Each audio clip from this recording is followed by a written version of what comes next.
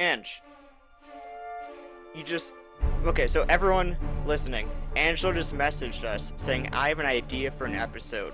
Let's talk about it. And do you mean right now? Totally. Let's do it. Yeah, I guess. I don't know what time it is, but let's do it. Hell yeah. Coming up? Why are people so determined to investigate sacred places? I have no idea. Ange, why did you drop this one on us spontaneously? Let's not talk about this. Let's never talk about it. So Ange, it's finally happening. You said you had an idea for a topic, so now it's our turn to ask you.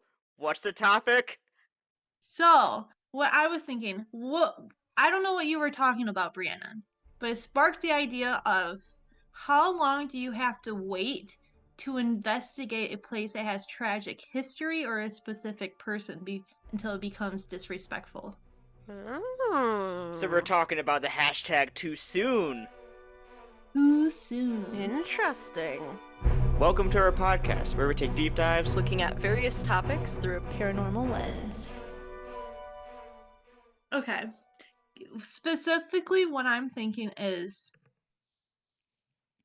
this may sound kind of dark, but do you know how we are... What are you laughing about, Ben? Should I rattle off all the dark stuff that only you have said on this podcast? Okay, continue. Okay, so this is what I'm talking about. So, in a few months from now, we are going to Gettysburg. The Paranormal Research Symposium is happening, and we're presenting remote contact. It's so exciting. Mhm. Yeah, I so know, exciting. but other than just that, Gettysburg is known to have a lot of paranormal activity, specifically due to the war that happened there in that big battle that killed over 7,000 people in like a 3-day span.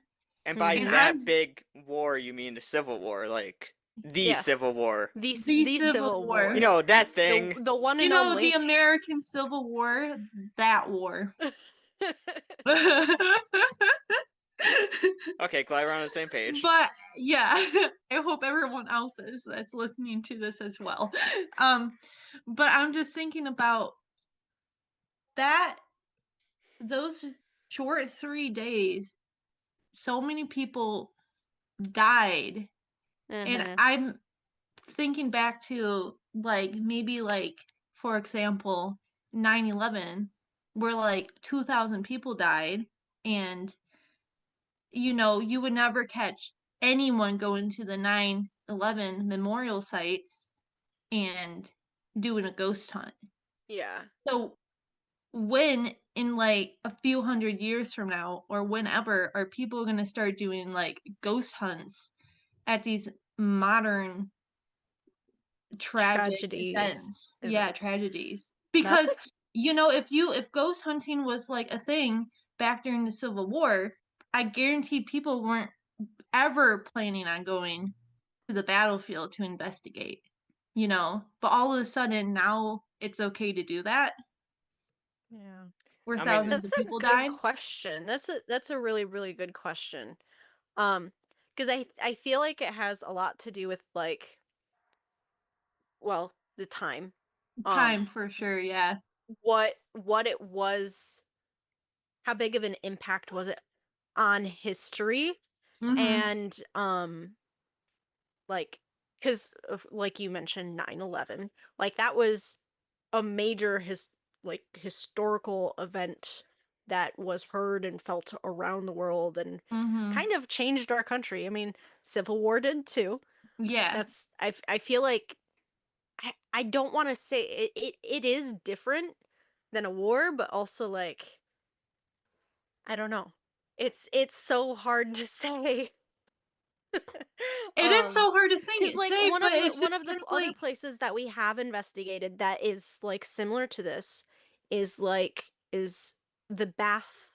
I was thinking of that one as well, yeah. Bath, it's kind of your small town America. Most people here are generations. It's cool, everybody kind of looks out for each other. People want their community to be safe. They want their community to be a place to live. At first glance, Bath, Michigan looks like a place where nothing bad could happen. Friday marks 85 years since the horrific bombing of a school in Bath Township. Even after all the attacks at schools nationwide, including Columbine, Sandy Hook, the most deadly act of school violence in U.S. history happened right here in mid-Michigan. Yeah, Bath. So the still to this day the deadliest school attack ever. No, the most amount of kids that died in any school-related tragedy, worse than Columbine, worse than Sandy Hook, was in Bath, Michigan in 1927. Next year's 100-year anniversary of this tragedy. It was a bombing, and it was at the old school there, where the current middle school is across the street, and they have a museum. And I hear they just got a big grant funding, which is really exciting. So to expand, they have a little museum in the current middle school lobby area, which is across from where the old school was. There's like a little memorial and a cupola and everything. This plaque was put here in memory of those who perished in the Bath school disaster on May 18th, 1927. My name is Susan Hagerman. My parents were on the original committee of the Bath School Museum. Everybody on the committee is directly related to someone that was in the explosion. Side note, I did my capstone project at MSU in the documentary film production program. I have a degree in documentary film production, and my capstone project was a little documentary on the Bath Museum that one I was mentioning was in the middle school. And it was actually during COVID, and it was the first year in like 90-something years that they couldn't have their memorial service because of COVID. So I did this little 10-minute short film kind of honoring the volunteers and their dedication to preserving the history, and of course honoring all the victims in lieu of this memorial service they couldn't have. Our alumni reunion, we had to cancel it. We were very sad about that. It's the first time since, we started having these in the 1980s. It was the first time we've ever had to cancel one. I think I'm the most disappointed one that they're not having it this year, because I love going. But if I know the people there like I know them, they will definitely feel it the day anyway. It's in their DNA. There's something about community and gathering, and that they can't do it, I suspect hurts. It's a deep emotional scar. I mean, people lost family they would never meet. A whole generation of children were wiped out. I interviewed a lot of people. I interviewed the current police chief of Bath, and he, out of the blue, not knowing anything about me, said, "Oh yeah," and this didn't even make it in the short film, because this was a history short film for school. He said, "Oh yeah, still to this day, I see ghost hunters out there." And I'm like, "Oh?" And he was like, "People are always ghost hunting, and sometimes I hop out of my car because that's so cool, and I join them, and blah, blah, blah." So, to your point, is it too soon? I don't know. I have mixed feelings because that's probably like people started ghost hunting, maybe like 80 years from then? Yeah, because like I have mixed feelings because I did the whole documentary and stuff, and I was intimately like I was there all the time. Yes, there is you can feel a strong heavy sadness there. Mostly, I think, due to the history. I wouldn't advise or recommend ghost hunting there just because I think, I don't know. Maybe a good frame of reference for time frame is if there are no direct relatives that are related to the event or people who passed in the event still alive. I know when you approach a case like Bath from a history perspective and you get so intimately connected with the real people still there every day. Yeah. You get a little attached to it, I would hate for someone to come, because we know a lot of weirdos in the paranormal field. I would hate for someone to come and exploit the haunting or misrepresent the real history or do it incorrectly. Is it I don't know, is that egotistical to be like, I wouldn't recommend people go there because they're gonna fuck it up? Yeah, no, I don't disagree with that. But if you do it respectfully, if we went and investigated there, and this is where the ego, I think, comes. If we went in and investigated different compared to other people investigating? Because our approach. That's because you can't control. Like, what makes us different compared to other ghost hunters? Anyone can go to a cemetery or an outdoor monument and ghost hunt and then post it on the internet these days. It's different if you go indoors and you're allowed in, right? Inside, and usually there's some element of vetting, or you need to get written permission, or you need to like clearly outline how you're going to portray the history. I would hate for someone who's just looking for clicks to sensationalize, especially this year with the 100-year anniversary of Bath coming up, to sensationalize or say anything about the victims, that because what differentiates us is, we're going to go in, we have intimate knowledge of the history, we know the people, we know the area. We're not going to go in and make claims saying, I just contacted so and so and so and so, and he's saying X, Y, and Z about the day of the disaster. We're not going to go out and make all these bold claims and tell all the people of the community, this is happening there, and this is what you got to do about it. Yeah. You don't know what kind, and you know exactly what I'm talking about. There could be people that go out, investigate, and they come out with weird stuff that would just ruin it for everyone, because they're saying all this stuff that there's still people in the community, second, third generation survivors, that would say, you said what about my grandma? Yeah, exactly. Yeah. We would never say anything like that. But We I never do. still feel like it's almost still too soon, because 100 years, it's only been 100 years. In the big scheme of things, that is nothing in this time of the universe, since Earth has been here. That is nothing. Like, it seems it's in the still 20s. too soon. Yeah. Do you know that's how like many 100 ghosts? years from now. So that's 100 years ago. Like, that's still like barely nothing. So you're saying there's still people. No ghosts. We shouldn't investigate anywhere that is allegedly haunted by a spirit from the 20s or the 30s No, or I'm the not 40s. saying that. I'm just saying like that. We're speaking tragedy events in like general. major. Okay. Yeah. Yeah, because I was saying like that was such a tragic event. Yeah. Like, and I don't know, like obviously no one knows what happens in the afterlife or whatever, but I'd be like, since that was barely no time ago or whatever, let the spirits heal and do whatever they need to do. Since that happened. And I feel like even though it's 100 years from then, since it was such a tragic event and stuff like that, it doesn't seem like enough time still for them to the spirits to really like heal or whatever, if that makes sense. Yeah. We did go as a group, full disclosure, we did go as a group to pay our respects to a couple of the victims. That's and different. Then when we were at the cemetery paying our respects, we had paranormal stuff happen, so we investigated, but we didn't have any experiences directly related to the, certain graves, and we certainly never said it was because of them. Yeah.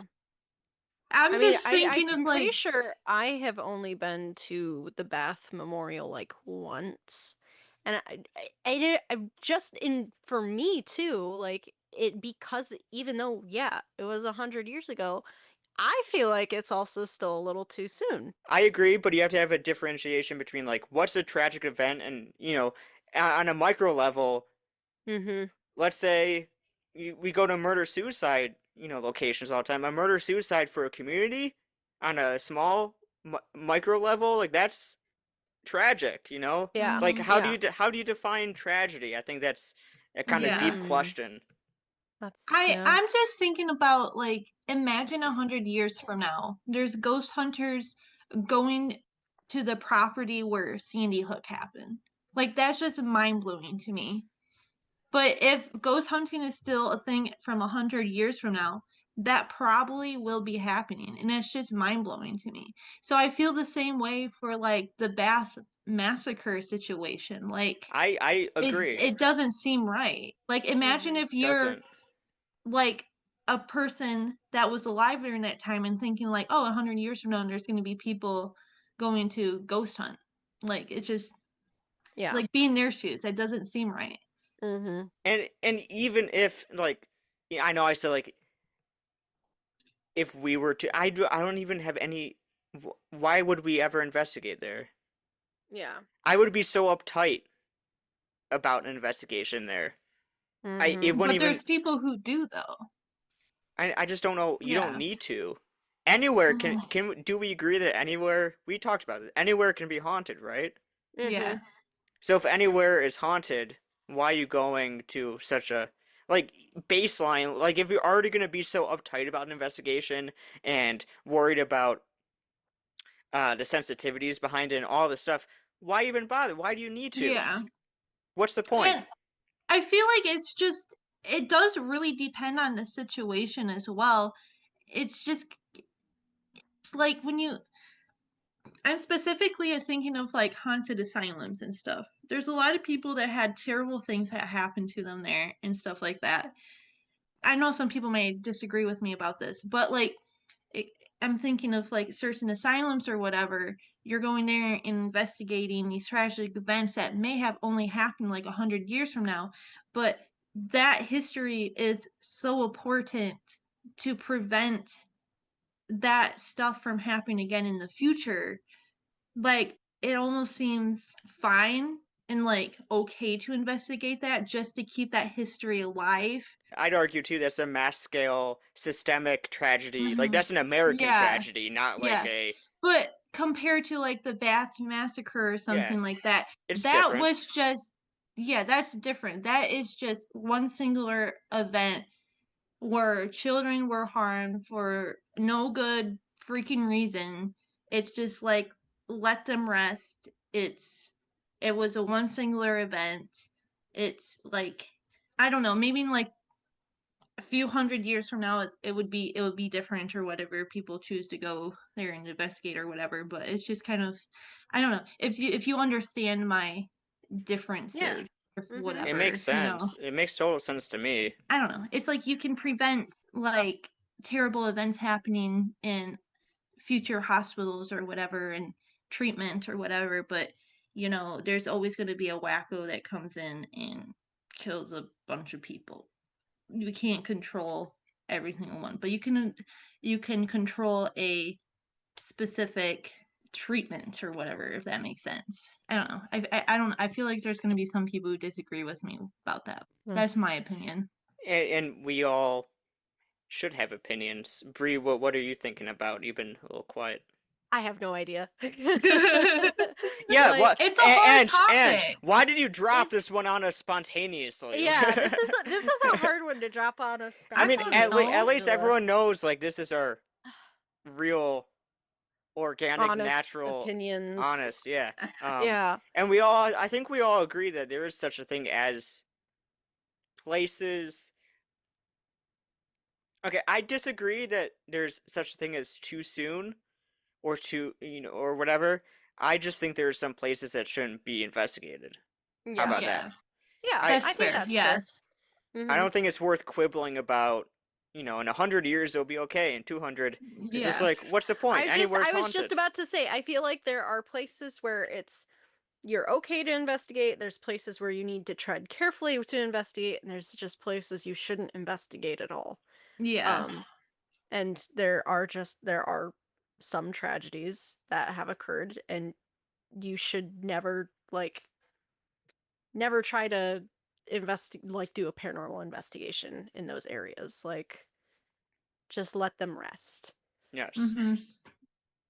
Let them rest Same indeed. goes for like places you have to trespass, no to trespassing.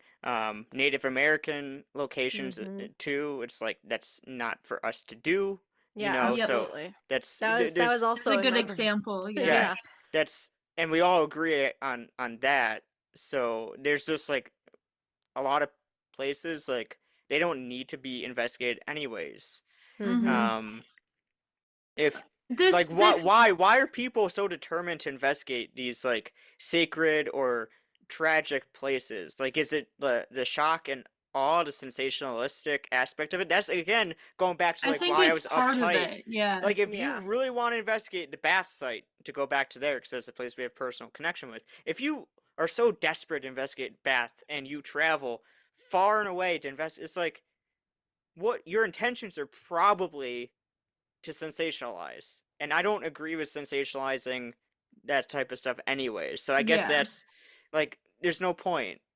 You don't need to. There's a difference between, well, my mindset is keeping history alive, and this goes along with the whole like mini asylum aspects of it. You know, there's so many places that are getting demolished, and people are just wanting to forget the history because, you know, it's bad history, especially during like for America and stuff. So there's a lot of people out there who's like, let's not talk about this, let's never talk about it, let's just get rid of it. But like I disagree with that because it's like, and it's like a good thing that these like ghost hunters are coming in and investigating, because there are some of the only few people in this world that care about these locations and keeping that history alive to keep people learning and learn from the mistakes from the past. And not a lot of people understand that, you know.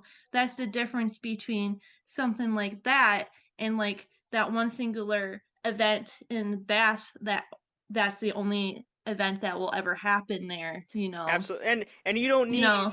I completely agree with what you're talking about. Keeping history alive is one of our Mhm. main goals and should be every ghost hunter's main goal. But, you know, there's a museum preserving history. This is a Yes. well-known location of a tragedy. Same with 9. Do you need a ghost hunter going to the Twin Towers to keep 9/11 history alive? It's like, no. They're tragedies. Maybe in the future, yes, maybe in the future, because there's a lot of young people. There's people who were born after 9/11 that plainly just do not understand the extent of 9/11 and how that impacted everyone, you know. Hmm. And as time goes on, there could be people like that history could just plainly die as time goes on. So maybe someday in the future, having ghost hunters coming in can help keep that history alive. You know, you So never know. you're saying I feel like in that circumstance, I feel like that's not going to be a possibility. Like I it's don't so interwoven in the history, like it's in history books, and like Yeah. it I agree it's unfathomable, but also we Mhm. are seeing at unprecedented rates lately. Um, museums are getting funding taken away. It's harder to get grant, Exactly. so There's it is people harder taking to like preserve history. whitewashing history and stuff Yeah, like Yep. that. yeah, It's a that's thing. I fair. hate to say Mhm. it, if you agree with it or not, it is a No, it's thing. true. It's true. Yeah. Yes, I And know, people but some don't people believe in don't agree history. People with don't that. believe in history like they didn't Yeah. believe in science a few years is crazy. So, in a hypothetical, don't think it's gonna happen, but in a we have to say kind of maybe hypothetical. I don't think with 9/11, but maybe some of the other tragedies at not such a national scale.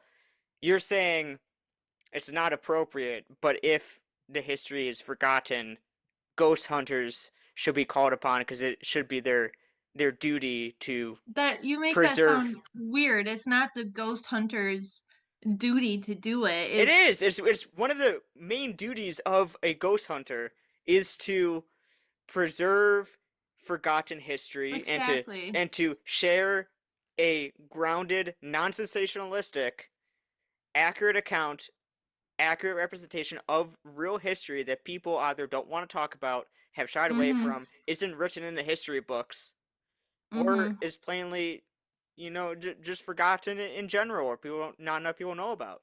So, Yeah. ghost hunters should be historians, and they should be called upon to Yeah. go into and be on the ground investigators of this forgotten lore and forgotten history in a grounded Yeah. manner. I think it Mhm. is a duty. Because when history is forgotten, who are you going to call? Ghostbusters. Sorry. We got to end on that, don't we? Yeah, no, sorry. That Any final it just thoughts? happened. Any final thoughts here? I mean, I'm sorry if I caused such a like deep thinking conversation. No, it's a good conversation. It's a great conversation we should have. Like, and I think Mhm. that's everything someone like something that needs to be talked about in the paranormal society. Like, when is it appropriate, if ever appropriate? And I think the biggest thing is like we've talked about is not sensationalizing the hauntings but we need to talk about the history. Mm-hmm. Yeah. So that's the 'cause it- biggest thing. Yeah. Yeah. I Yeah. think for a big topic that we never explicitly talked about all as a group, I think we all actually kind of agree on all points. Mm-hmm. Wow. So, wow. So I don't think we need to just beat a dead horse. We can wrap this up. Yeah, we really hit the nail on its head. I think you got it right this time. I think I got it right this time too. Wow. Okay, Ange, anything else? No. Wanted? Okay. Well, thank God we asked you what the topic was, because we got that You guys were going conversation. in blind. Oh dear. Now we know how it feels. This Bree, this whole episode, I was being like, oh god, my brain. That's like Angela when we're talking about like fucking cheese layers, just because it's like she goes in blind. Oh, goodness.